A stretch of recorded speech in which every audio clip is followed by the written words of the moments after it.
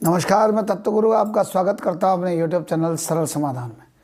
मित्रों, आज मैं आपको ज्योतिष से संबंधित एक बहुत महत्वपूर्ण परंतु बहुत आवश्यक जानकारी देने जा रहा हूं। मित्रों, हमारे वहां बहुत सारे लोग ऐसा नहीं जानते हैं कि नक्षत्रों का जीवन में क्या महत्व है।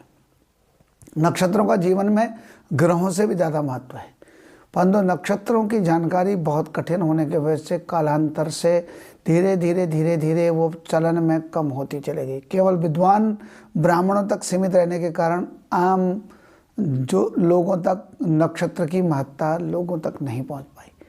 मित्रों, आज मैं आपको बताता हूं कि हमारा नक्षत्र जो होता है वो हमारे लिए बहुत महत्वपूर्ण होता है, क्योंकि हमारा नक्षत्र और नक्षत्र के स्वामी का हम अगर प्रतिदिन जप करते हैं, अर्चन बंदन करते हैं और तो उससे हमारे जीवन में बहुत बड़ा लाभ होता है। अब आज मैं नक्षत्र के बारे में वह चीज़ बताने जा रहा हूँ कि अगर पिता और पुत्र का एक ही नक्षत्र हो, या माता और पुत्र का एक ही नक्षत्र हो, या पिता और पुत्री का एक ही नक्षत्र हो, या माँ और पुत्री का एक नक्षत्र हो, या दो भाई बहन या दो भाइयों का एक नक्षत्र हो, तो इसका क्या फ़र्क होता है। जीवन में यह बहुत कष्टकारक होता है और इसमें हमेशा बड़ा भाई परेशान रहता है। अगर पिता और पुत्र में बड़े पिता को इससे नुकसान होता है, माँ और पुत्र में माँ को नुकसान होता है, और बड़ा भाई छोटा भाई में बड़े भाई को, बड़ी बहन छोटा भाई में, बड़ा जो भी होगा उम्र में उसको नक्षत्र का असर पड़ता है।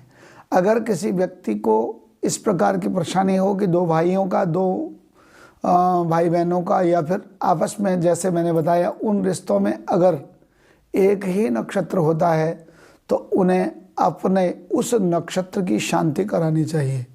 और नक्षत्र शांति के लिए एक योग्य ज्योतिर्विद ब्राह्मण के द्वारा पूर्ण वैदिक अनुष्ठान के साथ नक्षत्र मंडल बनाकर, जिस नक्षत्र मंडल में 24 पोर यानी 24 आरे बने होते हैं और मध्य में 3 भागों में डिवाइड किया जाता है मध्यकर्णिका को, और उस मध्यकर्णिका में अपने प्रधान जो है देवता प्रधान अपने नक्षत्र को स्थापित कर दाईं तरफ उससे पहले वाले और बाईं तरफ उसके बाद वाले नक्षत्र स्वामियों की स्थापना करें। जैसे बाय द वे, एक पिता और पुत्र का अश्विनी नक्षत्र यानी पहला नक्षत्र है, तो ऐसे में पिता और पुत्र के लिए वहाँ पर नवग्रह नक्षत्र पूजन, नवग्रह पूजन करें, नक्षत्र पूजन नक्षत्र मंडल में।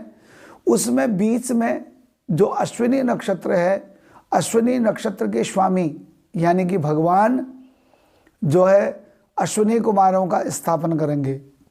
मध्य में बड़ा कलश रखा जाएगा और उसके दाईं तरफ यानी उससे पहले आने वाला नक्षत्र यानी कि 27वां नक्षत्र यानी कि रेवती नक्षत्र, और रेवती नक्षत्र के स्वामी पूषा नाम के ऋषि का स्थापन किया जाएगा। और उस नक्षत्र के बाईं तरफ यानी अश्विनी नक्षत्र के बाईं तरफ एक और कलश स्थापित करके उस कलश में यानी अश्विनी के बाद आने वाला नक्षत्र भरणी नक्षत्र, और भरणी नक्षत्र के स्वामी भगवान यमराज जी यानी काल का उसमें स्थापन करना पड़ेगा। और 24 अन्य नक्षत्रों को बाहर उनके रंग और उनके स्वामियों के साथ स्थापित करें। अगर ऐसा करते हैं तो जो दोष है वो दोष निवृत्त हो जाता है। अगर आप ऐसा नहीं करते हैं तो आपको अनेक प्रकार की परेशानियों से जूझना पड़ेगा, और यह बहुत ही ज़्यादा कष्टकारक योग है। इसको हमेशा हल्के में न लें। इसलिए आज ही अपनी जन्मपत्री को या तो स्वयं देखें, नहीं तो किसी योग्य ब्राह्मण को दिखाएं।